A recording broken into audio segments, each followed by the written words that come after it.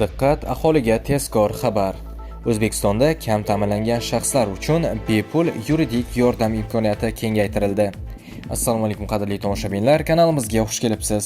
Videodan to'liqroq xabardor bo'lishni istasangiz, oxirigacha ko'rib, like va podpiska tugmalarini bosib qo'yishni unutmang. Diqqat qiling. O'zbekistonda kam ta'minlangan fuqarolar uchun davlat hisobidan yuridik yordam olish imkoniyati kengaytirildi. Bu haqda Adliya vazirligi xabar berdi.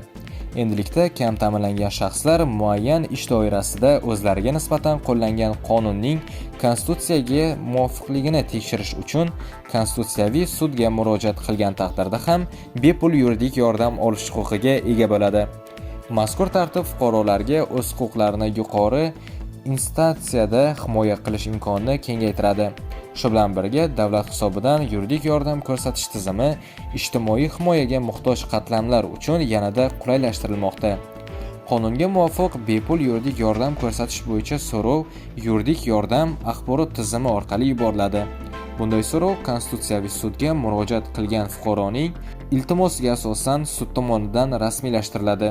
Adliya bo'limi tomonidan ariza yoki so'rovni ko'rib chiqish natijasi bo'yicha axborot tizimida davlat hisobidan yuridik yordam ko'rsatish yoki ko'rsatishni rad etish to'g'risidagi qaror qabul qilinadi va ro'yxatga olinadi.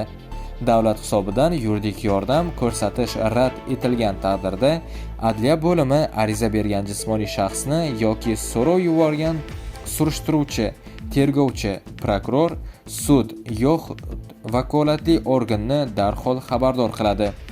Do'stlar, shu va shunga o'xshash yangiliklardan birinchilardan bo'lib xabardor bo'lishni istasangiz, kanalimizga obuna bo'ling va bizni kuzatishda davom eting.